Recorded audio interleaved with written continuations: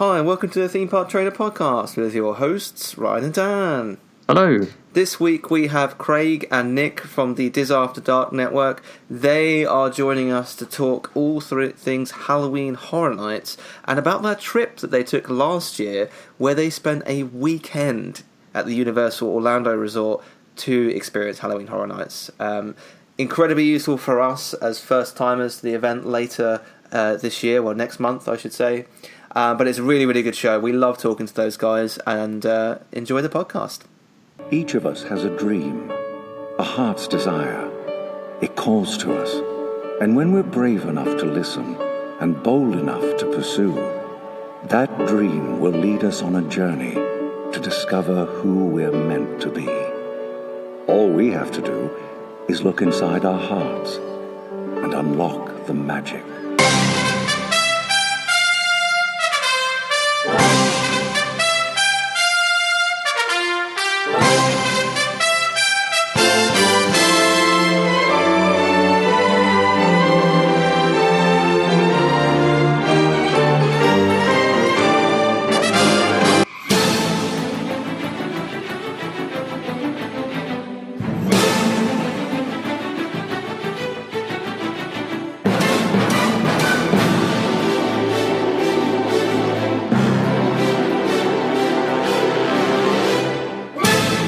Please stand clear of the doors. Por favor, manténganse alejado de las puertas. So this week we have two of the legends from the Diz After Dark Network, Craig and Nick. Welcome back to the show, guys. Thank you very much for having us. Oh, anytime. Yes, thank you very, very much. Hello, good evening and welcome. So we are building up to our first Halloween Horror Nights. So obviously we had Amanda on the show a few weeks ago from Universal After Dark. And you guys have produced perhaps what I think is 3 or 4 of the best podcasts for Halloween Horror Nights. Thanks to Nick's famous catchphrase and Craig, your famous Never Found a Scream. Yeah, I would agree with that, yeah. And honestly, you guys have inspired, and I know we've chatted outside the podcast, but you guys have inspired us to record the audio for when we go to our first house. So first of all, Excellent. Thank you. But secondly, I mean, talk to us about the trip, and because you went for a weekend. Yeah, well, I was going anyway on my own as a solo. I was literally going to fly solo. How did that come about? Route. Just the urge, the pull. I did Halloween Horror Nights 23 with Stuart for my 40th. Mm-hmm. Me and Stuart went back and did Halloween Horror Nights 25 2 years later because it was 25 and we had to, and the pull of the event is such that you just can't help yourself. So I booked to go on my own, and then I think, Nick, you were a little bit low, you're a little bit down, you weren't 100%. I sort of reached out to you and said, do you want a bit of a come away? Yeah, I'd had a bit of a mental breakdown earlier that year for various reasons. And, you kind of thought this could be the kind of thing that might cheer me up. And I'd not been to Orlando. Finish you off. I mean, well, yes, maybe that was Craig's ulterior motive. Maybe he thought this might be the thing that tips him right over the edge. But I'd actually not been to Orlando since 2010. So the last time I'd gone there was with another catcher of mine, my wife. We'd gone there for our honeymoon, and then we'd started a family.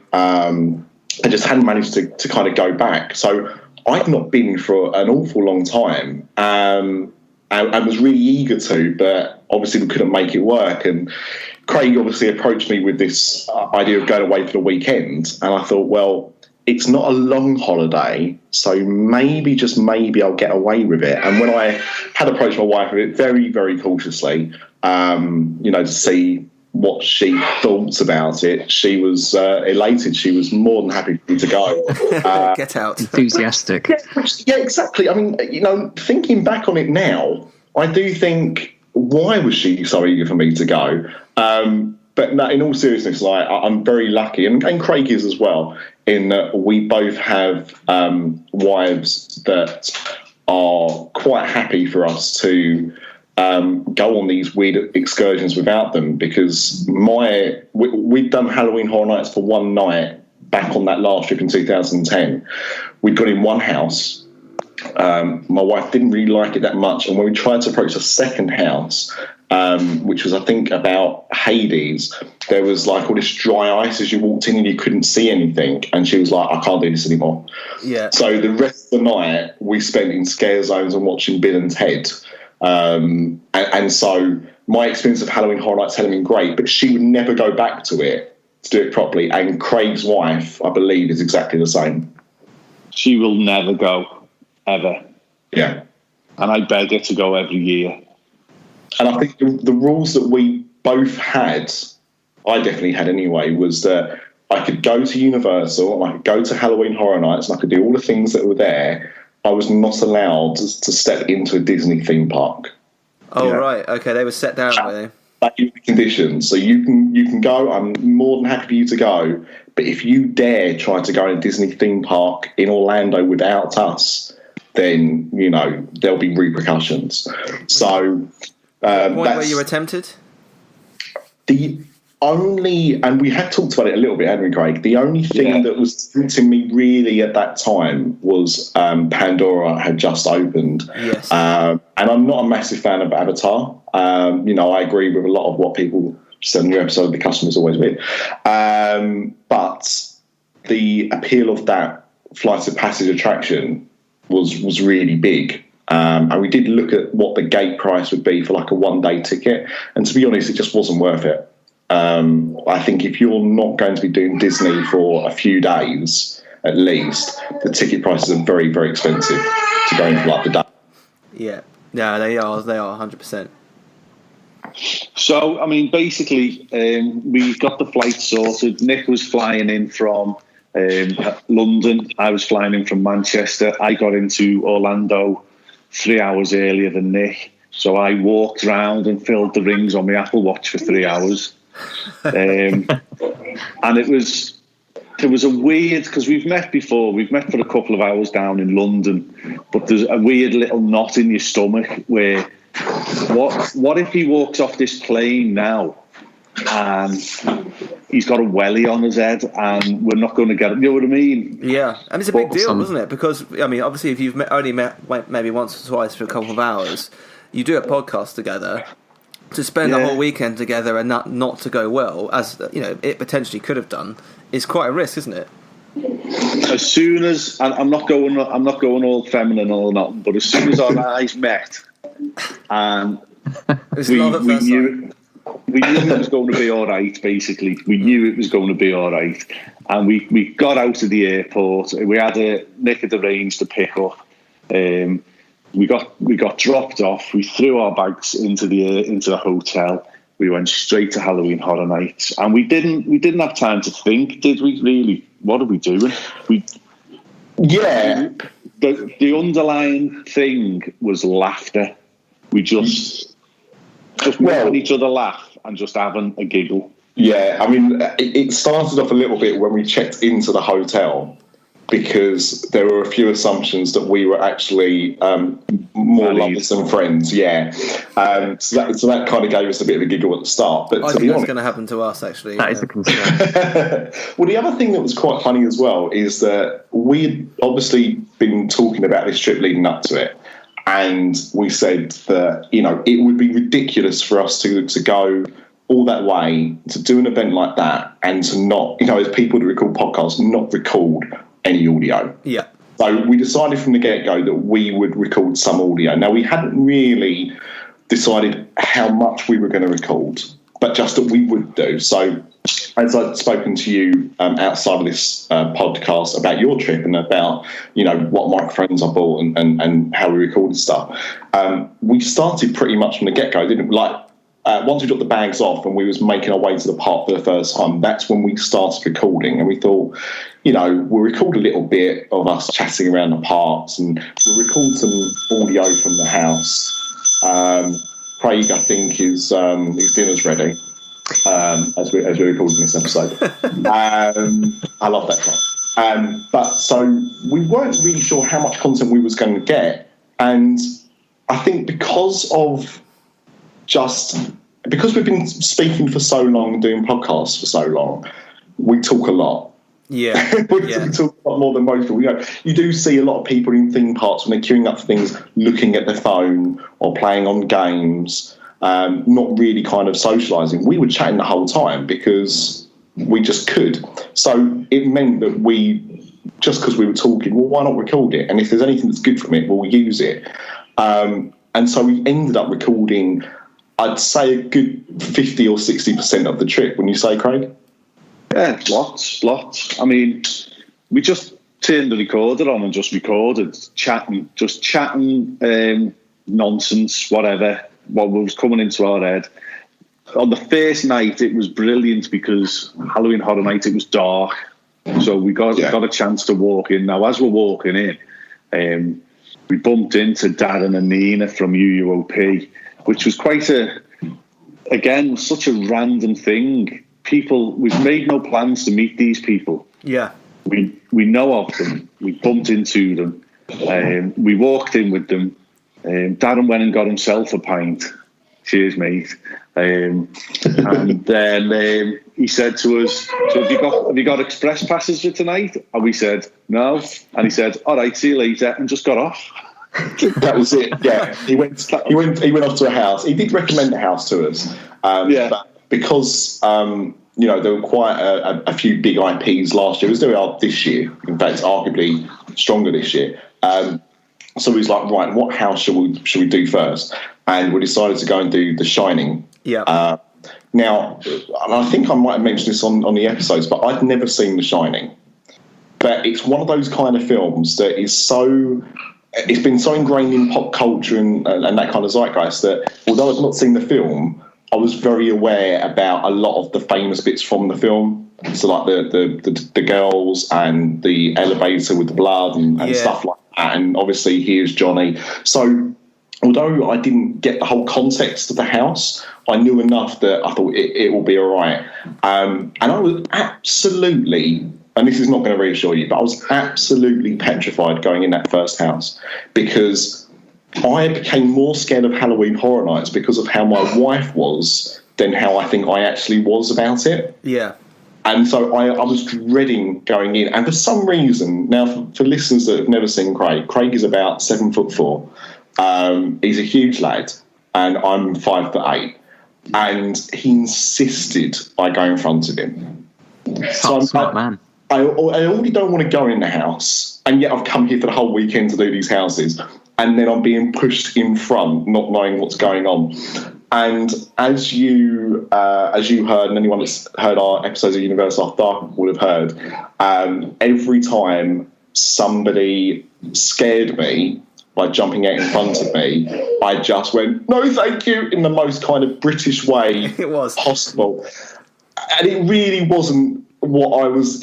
I had no game plan going into the house. I didn't think how I'd react to things. It was just how I reacted, and it carried on for the entire weekend. And it was terrible, but looking back, it was hilarious.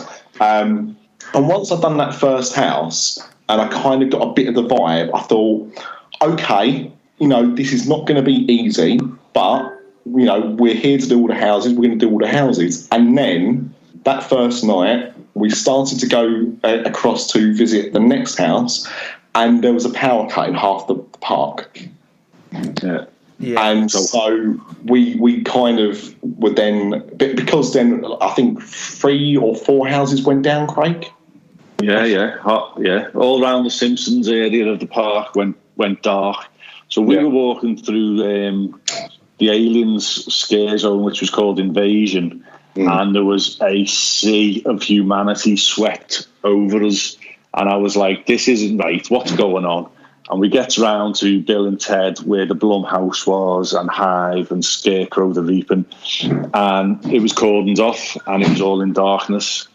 And at that point, we sort of called it a night, didn't we? We said, there's no point.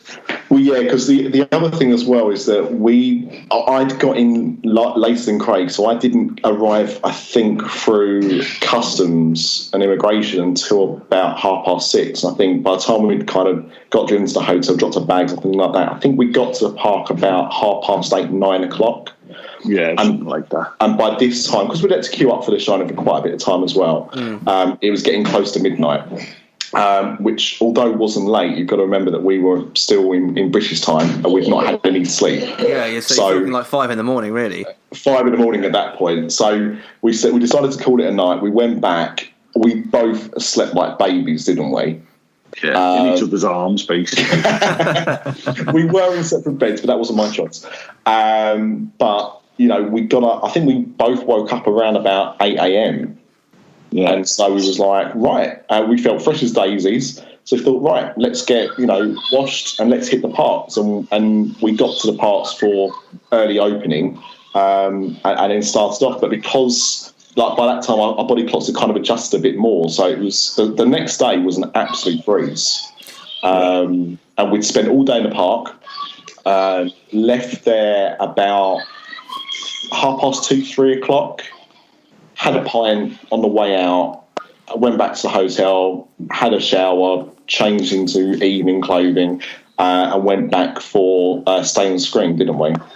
Yeah, we went to Stay and Scream, and we had a couple of pints in Finnegan's, which is one of the areas that's recommended.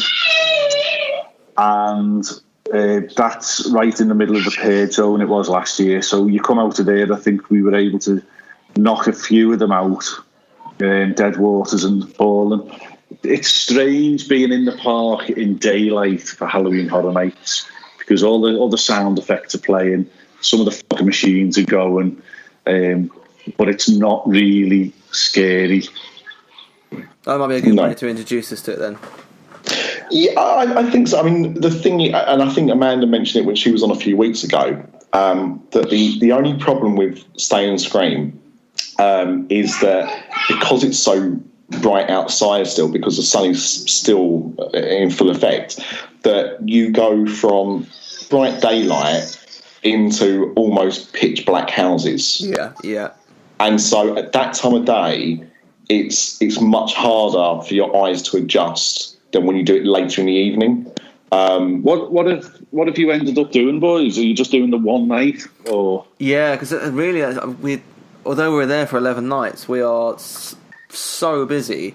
We've got like the plan is there like pretty much every night we're doing something because we've got the dining plan. So even if we say we've got a night off, we're in Disney Springs having dinner at like 8 o'clock, 9 o'clock.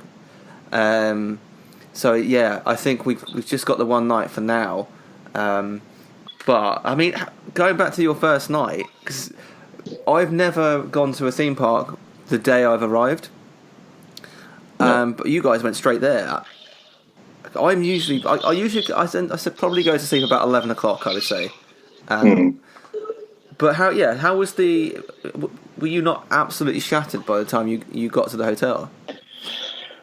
I think there was an element of that, wasn't there? But I think you were completely running on fumes. About midnight, when we decided we'd probably call it a night, at that point, both of us had said that our bodies felt tired.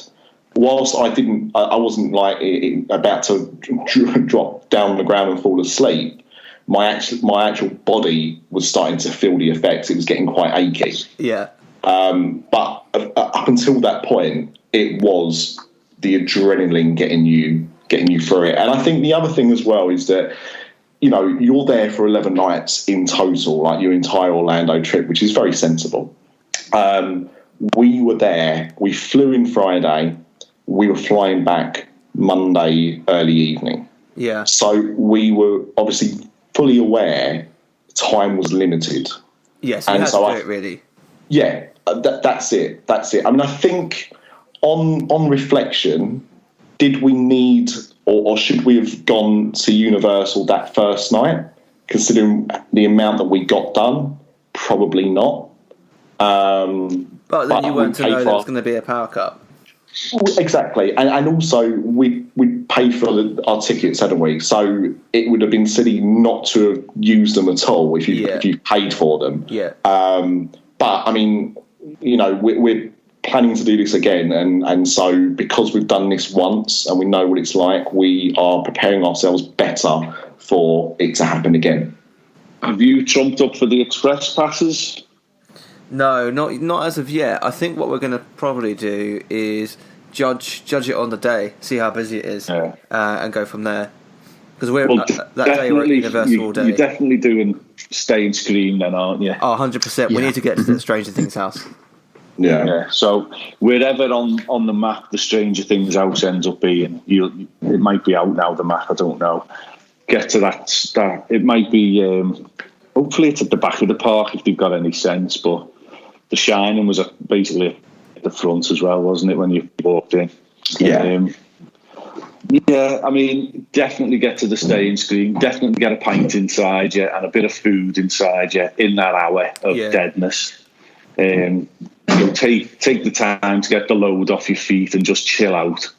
We did. We had a lovely the first night, that was, as a podcaster, you don't expect to be recognised or anything, but while we were in Finnegan's having a pint, we got approached by Matthew Tucker, a listener, just out the blue. Yeah. Are you Craig? Are you Nick? And it was like, what? You know. It is keen to note that we were wearing T-shirts with our podcasts on, but at the same time, you know, they could have. We had people that had bought T-shirts with the podcast on, so to still recognise us is something. But to be fair, Craig's voice is so unique. You know, says Nick. So that's amazing. Yeah, that's happened to me only once at Disneyland Paris, and I was in like a hat and a coat, and it was very, very weird. Amazing. I mean, the next time it happened, we just recorded Bill and Ted's, which went out on Everybody's Got One feed, because it's now sadly deceased. Yeah. And we're literally walking out and we were recording our thoughts of the show. And we were approached again, and that was from Simon and Julie. And they listen to our shows as well. They're really nice, aren't they? Lovely people. But again, it blew our socks off because they just sort of overheard us talking and recognised our voices, and it was just mental. But it's a lovely feeling when somebody comes and tells you how much they love the show and all that type of stuff. It makes it all worthwhile. Yeah, it does. So get your Theme Park Trader hats on, with your Theme Park Trader T-shirts and your Theme Park Trader undies, and you'll get recognised. Is there anything you want to ask us, you know, to help you with the night, or? Well, I think for me, I'm going to be, I think, more comfortable with it than Dan because I drink. Oh, completely. So I'm going to be about 4 pints in before I even get in there. But Dutch Courage helps. Dutch Courage does help. I will say that. And what I'd say is important to anyone going, as well as yourself, Ryan, is that you want to balance it so you've had a few drinks to kind of get you in that merry mood, but not too many drinks in you to kind of not enjoy the experience. Because on that first night, which was the Friday night, we saw people that had drunk way too much. I mean, to the point of vomiting. Yeah, it spoils it, doesn't it? Well, you can't enjoy it if you're like that, and you can't enjoy. I went to a concert once and got like that, and I barely remember it. And what's the point of going? If you're not going to remember anything. And I mean, admittedly, they were quite young, the people that were doing that, and I think because of how people are in those in America, where the drinking law is different, and people don't tend to drink until they're 21. I think when you hit that number, people kind of go a bit more crazy than we do in the UK, because but they're all in America. They're all getting cakes of beer in their 80s rom-com frat parties when they're 17, aren't they? That does happen as well, if you believe John Hughes. But so I think that, you know, we definitely saw some people that had kind of spoilt their evening. The Saturday and the Sunday, we didn't see that. People were drinking, but sensibly. Yeah. So I think, you know, make sure, you know, if you know what your limit is, I know, you know, 3 pints is enough to get me buzzing. The 4th pint is going to start tipping me over the edge. So when I get to 3, that's when I will kind of stop, and that'll get me enough to keep going. If I need to top up later on, I will do, but that is enough for me to be able to go and enjoy the houses and, you know, be able to be aware of what's going on. Yeah, because we want to record. So, you know, there's no point me walking around going, "Oh, no, try a podcast." All I'll say, right, is don't have any regrets. Yeah. If you're genuinely scared, it's 3 or 4 minutes of uncomfortableness. Just go in and enjoy. Just literally enjoy the fear that it puts in you.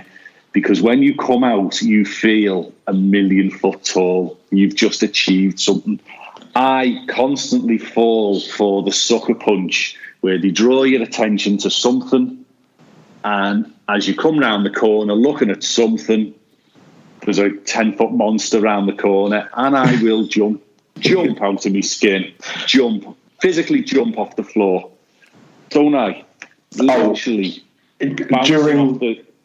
During Dead Waters, which was my favourite house last year, I thought Craig was going through one of the walls. He jumped so quickly and so fast, I thought he was going to go through it. And actually, during one of the houses, it might have been the Hive house, I think. Was it Scarecrow where it got lost? Scarecrow you got lost in, which was hilarious in itself. But we was going through the Hive the first time, and somebody was repairing a door. Like, they had people actually like screwing the door back on door, where somebody had obviously done exactly that. So it does happen. They weren't dressed up. That's what's disappointing me. They just looked like a normal construction worker. But yeah, it can get you. What is interesting, I think, because I said this on the podcast when I first started, and you, as the weekend went on, you saw my kind of opinion change of the event, the more I kind of got used to it. But what's weird is that you go through these houses, and they are obviously designed to scare the bejeebus out of you. And then when you get out, you're laughing. Yeah. Yeah. It's like this weird giggle loop that you get involved in, where something is so scary and so ridiculous, and instead of coming out in floods of tears, you're almost crying tears of laughter. You're just like shocked from what's happened. Yes. There's a camaraderie that builds up between you and the people in the queue immediately in front of you and immediately behind you. So it might be a couple of young girls behind you, and they're like, "Can I hold on to your back as we're going through?" Or a couple of old women. And when you come out at the other end, you're all high-fiving each other like you've all survived something like the sinking of the Titanic or something, you know what I mean? It's the thrill. I mean, don't regret anything. Yeah, the difference with us is that we'll be the one holding on to the girls, I think. Yeah. The thing is, this is what your expectation's going to be, and the reality can be different. I think it's good to have that expectation. I think it's good to have any kind of expectation, but you'll probably be surprised at how it is. Yeah. And I mean, the thing is, like, looking at the house list for this year, there are some which I think, they're going to be quite scary, and there's others, like you mentioned, Stranger Things, where I think there'll obviously be elements where it does scare you, but it's not going to be as daunting as some of the other houses. So I would definitely have a think. I mean, Stranger Things is obviously the one everyone wants to do this year. That's the big house. Everyone loves Stranger Things at the moment. It's a big pop culture phenomenon, and it's going to be the busiest house. But I think it's probably going to be one of the easiest to go through without that that dread. I think so. I mean, anything from Stranger Things, like when I look at, I don't personally find very scary. You know, I'm sure when I'm in the house there'll be a couple of jump scares, but I don't particularly find the Demogorgon a scary concept. Whereas, you know, when I'm going through Halloween, for instance, someone coming at me with a knife is something that I am, you know, slightly more scared of. Yeah, that's the thing as well. Do your own work. So all the films or whatever they are in this year's event, make sure you've done your own work and watched the film before you go. Yeah. You know, and that'll help you prepare. So you'll see a scene. I mean, The Shining was unbelievably amazing at capturing the iconic scenes. And one of the ones I went through twice in 23 and 25 was American Werewolf in London. And it was phenomenal. I watched that film. I hadn't seen that film in 25 years. I knew what I thought the film was from when I watched it when I was a boy. But watching it as an adult through fresh eyes and then going through the house, I was able to give it the respect it deserved. And it was the work they done in there was amazing. Yeah, I've seen some of the photos of the Stranger Things house already, and it looks incredible. The one thing that upsets me with Halloween Horror Nights more than anything else is the fact that they put so much effort into the detail in these houses, and arguably I'd say even more so with the original houses, because with an IP, and they've done it very well by the look of things with Stranger Things, they did it very well with The Shining last year, at capturing the look of those things is great, but they are having to copy something that already exists, whilst with the IP house, with the non-IP houses, where it's their own concepts, the imagination runs wild. And so the things they do, like Dead Waters was, you stepped into a paddle steamer. So when you walked into the house, you kind of walk through a little bayou section, and then, you know, the first thing you see is this massive paddle steamer, and it looks like a paddle steamer. You know, you wouldn't think it was something they'd knocked up to put inside a building for an event that lasts a few months. And it was all the details as you were walking around were just incredible. But because it's dark and because you're trying to, stay alive and look at where the next person might try and scare you to death, you don't see everything. And at the end of these events, you never see the houses again. And I'd love them, they've released these photos of Stranger Things, which is lovely, but what I would love is for them to do like a coffee table book or something, of just photos of these houses, with the lights on, properly, so you can see all the details, because they put so much effort into an event which runs for just over a month. It's absolutely mind-blowing what they achieve in that time. And for just a one-off event. And I think it's a shame that if you don't see it, you'll never see it. Because, even if, they don't let you film in Orlando, and you wouldn't really see much of a video camera in Orlando because it's so dark. Hollywood, they do let you film the houses in. And it's good to see those things, but it's not the same as actually experiencing it, and you're still only seeing what the camera sees. You're not seeing everything that's there. It's an interesting rule, isn't it? I think it's a fair one. So they just completely ban all cameras in Orlando. There's no flash photography. There's no video cameras. I think they might even say no recording equipment. Okay. Because I think they might say that, but to be honest, because we were recording the audio on our iPhones with just our earphones in, no one kind of questioned it anyway. I don't think it's that strict. I think it's video recording equipment that is the thing, because recording the audio doesn't affect anybody. The reason for the camera, no camera flashes and stuff like that, is because it can ruin the effect as you're going through the house, or it starts. You've got your camera out as well. People are going to slow down to try and record stuff with the get the details. So, but is there anything else you want to know? Is there anything else? I think how many people are heading into these houses at a time? It's a conga line. Just constant conga line? Yeah. So my top tip to you is you'll be in a queue, in a conga line, and very quickly you're pulled in. There's the express pass, people going in, and then you will be, at some point, you'll say, right, come on, go, go, go. And you're all walking in, just start walking slowly. Slow yourself down and try and let a bit of distance get between you and the people in front of you. Okay, yeah. Because you can walk through the house and miss. You can see the people in front of you getting scared, and in that time that the scare actor resets himself, you've gone past them. So you can walk through an entire house and not get a scare. Yeah. Or you can walk through an entire house and get every single scare. Yeah. And you come out of that one sweating, and you've had the best experience of your life. Yeah, that makes sense. At no point will you be going through a house on your own. So yeah, don't worry about that. You'll never be the only ones there.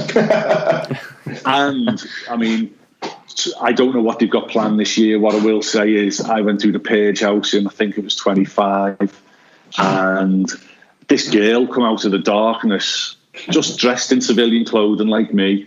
Oh, sorry, I took the wrong turn, and can I jump in? And I went, yeah, of course, yeah. And I let her in, and we walked into the next room in this conga line, and it was a kitchen type place. Yeah. And there's a fella there paging with his gun and everything like that, and a mask on. And he literally walked over to the girl, grabbed her by the ear, pulled her over, and slit her throat in front of me. Jesus. Oh my God. And I couldn't believe, there was blood and everything. I couldn't believe what I was seeing. It was amazing. That is incredible. So they do stuff like that sometimes. They obviously don't do it every year, and they don't do it. It won't be in every house. No, you might miss it. You might miss because it might, because that's got to reset and everything like that. Yeah. But just be aware. That'll happen in Halloween, I would imagine. Yeah. Wait till you're walking through the washing line full of sheets and Michael Myers are all in there. Oh, it's going to be boss. I'm possibly going to wet myself. I might do worse. I hope you I'm going to be clean for your show. I hope you wee and poo yourselves. I really do. I do think already that the episodes that we release of Halloween Horror Nights, if we manage to record some decent audio, I think we will have to put the explicit notice on those, because there's no way, when I get scared, there is no way that I'm not swearing.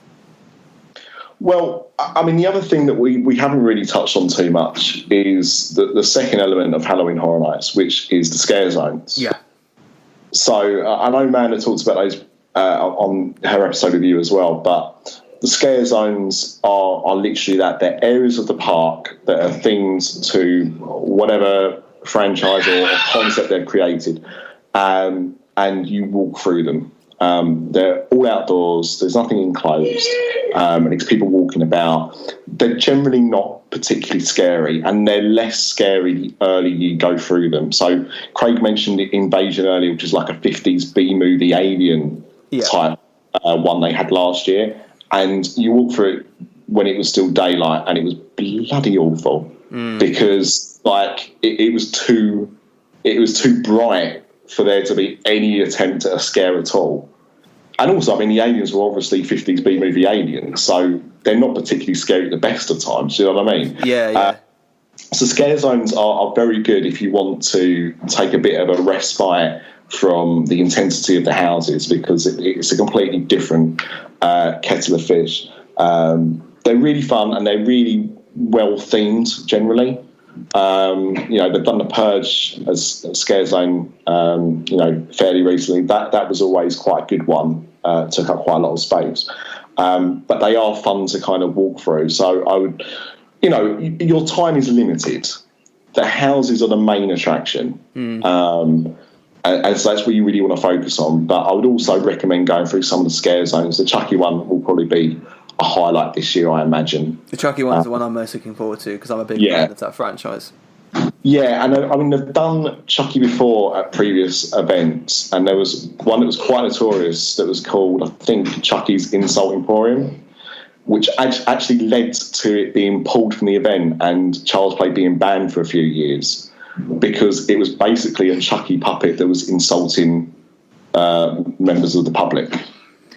It looks like they're bringing that back this year. Yeah, so, people were getting obviously people that were a bit thin-skinned were getting quite upset with his insults, and so that led to that. So I'm not sure how it's going to change this time around, or if they're just going to say, stop being a snowflake. I don't know, but I do think that will be one of the more fun scare zones. I think it'll be sanitised myself, because millennials can't handle any sort of mockery, and everybody's got a camera on them now, so...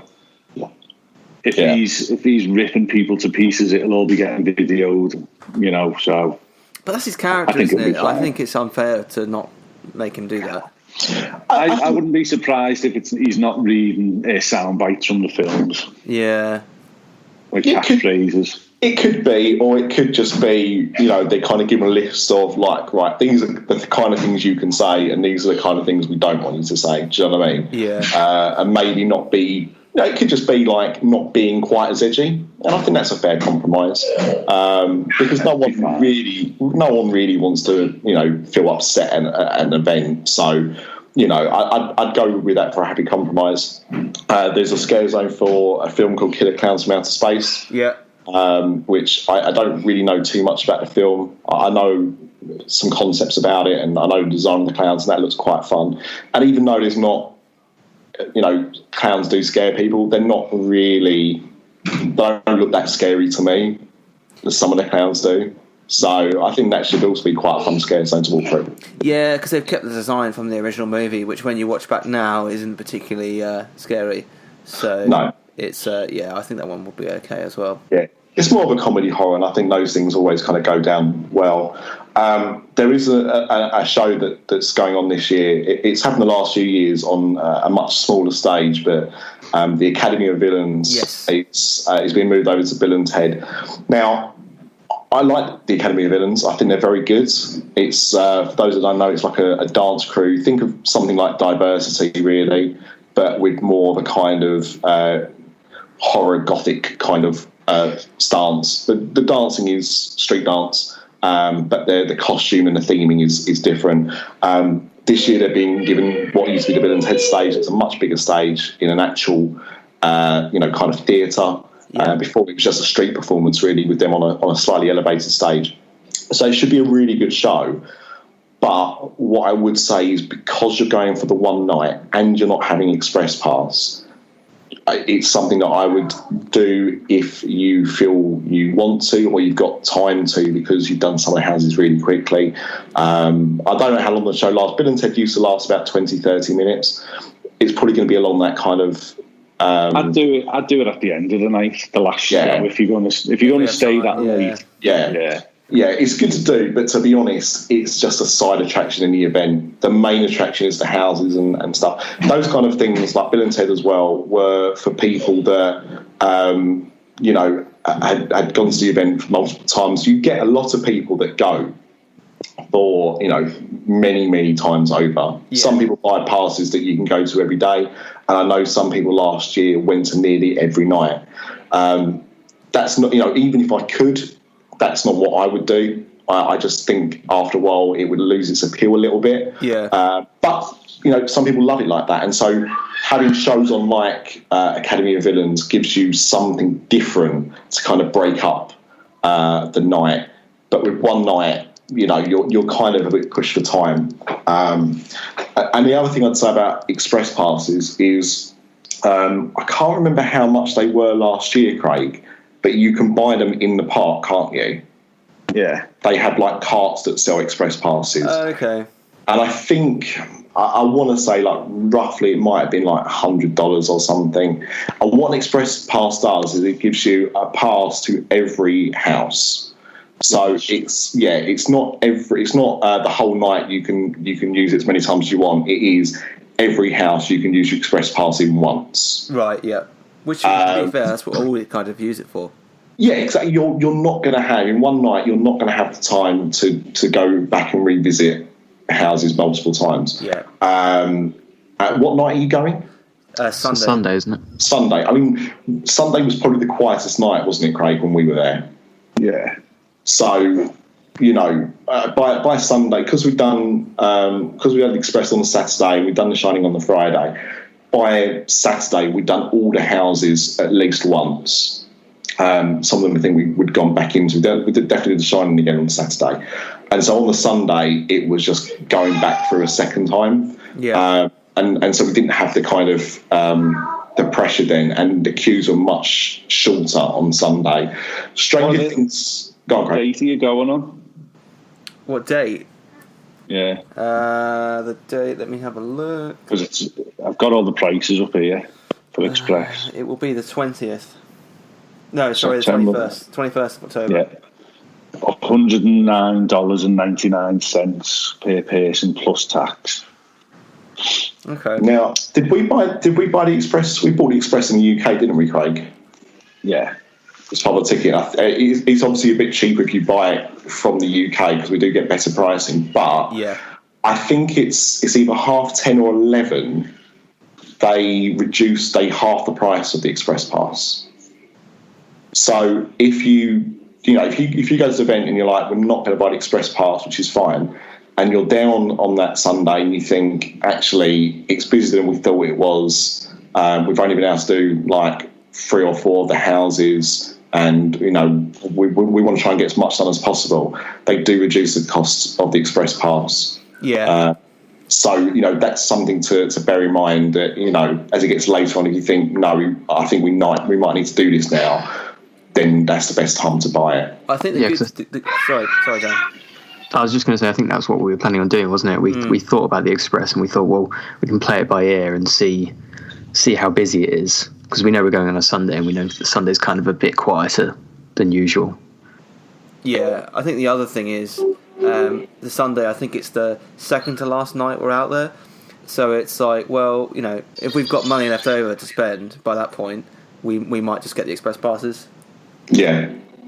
I mean, the thing is, if you're going halfway through the event to get Express, you're not going to Express every house, are you? You're only going to Express maybe 4 houses. Yeah.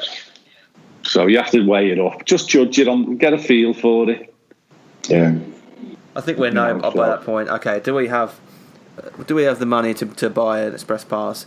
We'll probably do. I think the first thing we would do is do one house regardless. Yeah. And then make a decision on, okay, the anticipation in the queue is too much. Let's just get an Express Pass and smash through them. Last year we did when we did the Simpsons staying screen, we got 5 houses done before we touched Express. Oh, really? On the Sunday night, yeah. But I mean, that's because we were going to like the houses that weren't as popular. Everyone that year was going to The Shining and American Horror Stories. Yeah. So we did like Blumhouse, The Hive, Scarecrow, Ash, because they were all at that side at that end of the park. Because obviously, as Amanda explained, when you do stay on screen, you're restricted to the houses in that zone until the park opens up. Yeah. Which is why it's important to kind of pick the right place to do your stay on screen.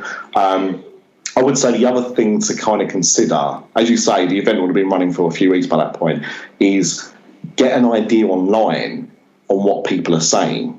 Because if you're getting nearer to the holiday and people are saying, Sunday's gridlocked, I can't, I've never seen Sundays like this, that might alter your decision as well. Because at this moment, there's a huge buzz around Stranger Things, and it's going to be drawing in people that have never done Halloween Horror Nights before. Because exactly. But because it's a safer option. Sometimes, I mean, the first time I went to Halloween Horror Nights, it was an Icons year. So it was Freddy, Jason, Leatherface, and their own creation, Jack the Clown. And so seeing that lineup, I thought, God, this looks petrifying. There's no way I'm going to enjoy this event. And it's before I knew anything about it anyway, really. So I hadn't done any research on it. I thought that looks ridiculously scary. And so I think sometimes, even if people think, oh, yeah, I might try Halloween Horror Nights this year, they'll look at what they've got and think, yeah, actually, I don't think I'm going to enjoy this. Stranger Things is going to bring in a whole new audience. And so the expectation from people this year is that this is going to be a busy event. Yeah, I've heard that, yeah. It could turn out that, for the first few weeks, it's really, really busy, and then it starts to slow down a bit. Yeah. So I think if you've got an idea leading up to it, how busy it is, that will also probably affect your judgment on, do we go for an express or do we just wait it out? Because if you know going into the event that Sunday is going to be 2 or 3 hour queues to get into houses, you're not going to get much done. No. At all. So you're going to have to express. And so I think keeping an eye on things leading up to it is my advice on that for this year. Yeah, that makes sense. So I can't remember what time does the event go on till? It varies on the Sunday day, night. I think it's 1 o'clock. Maybe it might be midnight on a Sunday night. I think it's 1 o'clock though. Okay. I know Friday and Saturdays, I think it's 2. Right. Okay. Yeah. But yeah, I know it's not the same every night. And I think, as Craig said, it does finish slightly early on the Sunday. I mean, on the Sunday night, after we've done all the houses twice, we said, right, what do we do? Do we go to some of our favourites for a third time? Or do we have a quiet night and have a drink and just reflect on the weekend? And that's what we did. So, that's what we decided to do. In the end, we just went to Bubba Gumps, had some Corona Ritas, and recorded the last bit of the podcast before we left.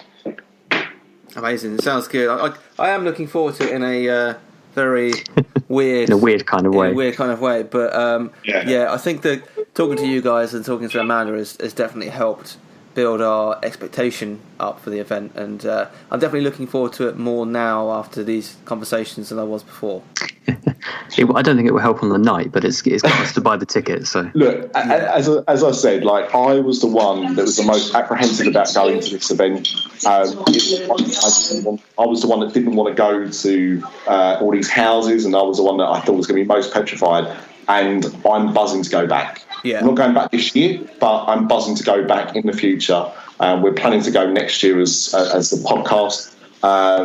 And so from somebody who was you guys last year, I can say that I think you'll be surprised at how much you enjoy it. Yeah. Oh, brilliant. I'm looking forward to it. I know. I think Dan is more cautious than I am, but I think we will enjoy it.